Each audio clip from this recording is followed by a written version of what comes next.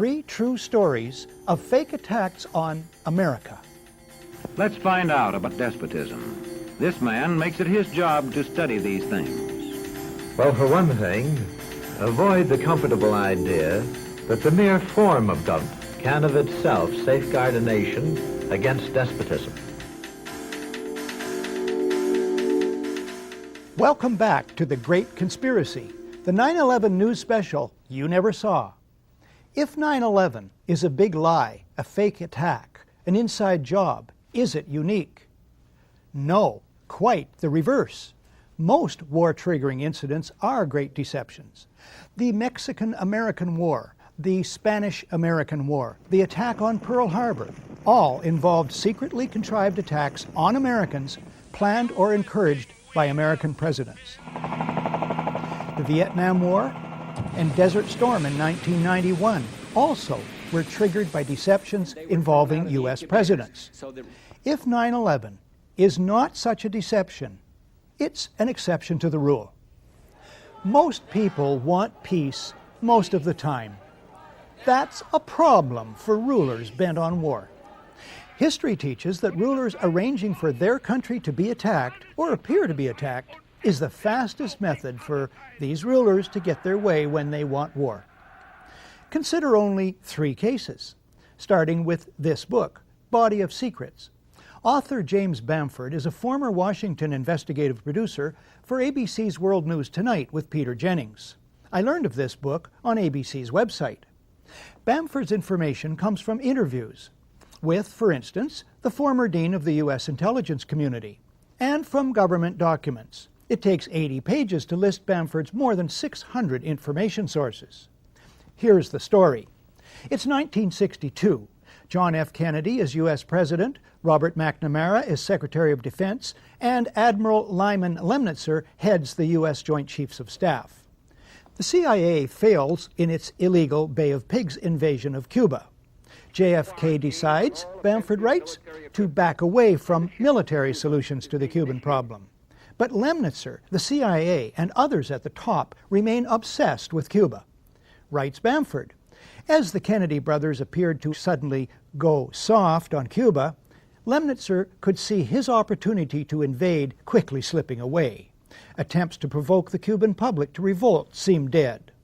Lemnitzer and the other chiefs knew there was only one option left that would ensure their war.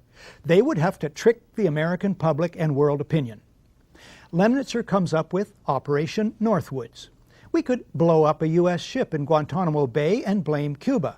Casualty lists in U.S. newspapers would cause a helpful wave of national indignation. We could develop a communist Cuban terror campaign in the Miami area, in other Florida cities, and even in Washington. An elaborate variation.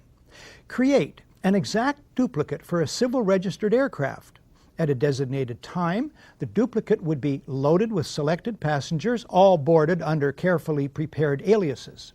The actual registered aircraft would be converted to a drone, a remotely controlled unmanned aircraft. The destruction of that aircraft will be triggered by radio signal. The Cubans would be blamed. Finally, another variation is described by Bamford. On February the 20th, 1962, John Glenn was to lift off from Cape Canaveral on his historic journey. Lemnitzer proposed that should the rocket explode and kill Glenn, the objective is to provide irrevocable proof that the fault lies with Cuba by manufacturing various pieces of evidence which would prove electronic interference on the part of the Cubans. Thus, Bamford notes, as NASA prepared to send the first American into space, the Joint Chiefs of Staff were preparing to use John Glenn's possible death as a pretext to launch a war. The Operation Northwoods plan shows the Pentagon was capable, according to Bamford, of launching a secret and bloody war of terrorism against their own country in order to trick the American public into supporting a war on Cuba. In light of this, does Pentagon complicity in the events of September 11th sound entirely far-fetched? Now, fast forward just 2 years from Operation Northwoods to August 2nd, 1964.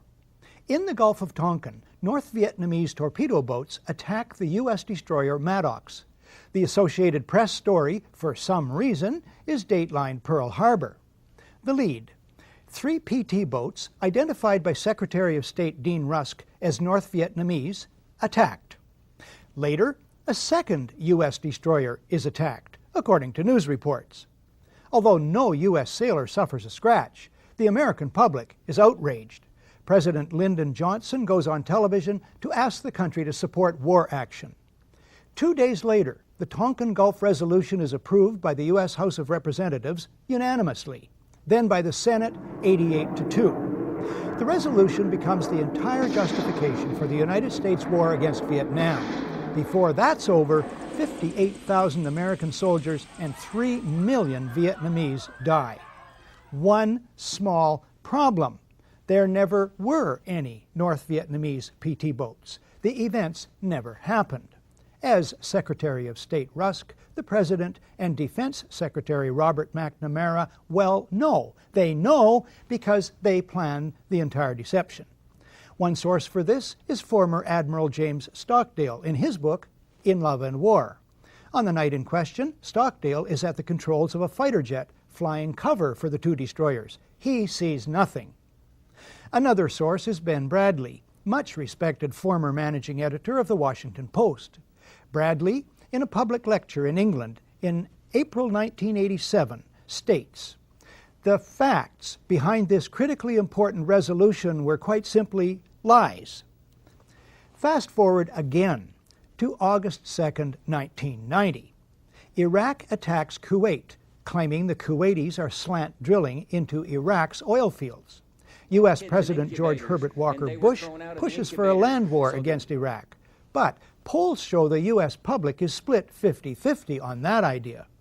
Then comes this eyewitness testimony before a congressional committee from a 15-year-old Kuwaiti girl. The claim is she cannot be identified for fear of reprisals. While I was there, I saw the Iraqi soldiers come into the hospital with guns. They took the babies out of the incubators, and left the children to die on the cold floor. The U.S. public is outraged. The result? Support for land war zooms. It's a turning point. Desert Storm is launched. 135,000 Iraqis are killed. An estimated 1 million Iraqis, many of them children and old people, then die as a result of 10 years of sanctions. One small problem: there never were any incubator baby deaths, not one. The Canadian Broadcasting Corporation's investigative flagship program, The Fifth Estate, reveals the girl to be the Kuwaiti ambassador's daughter, given her lines and coached in acting by the giant American PR firm Hill & Knowlton.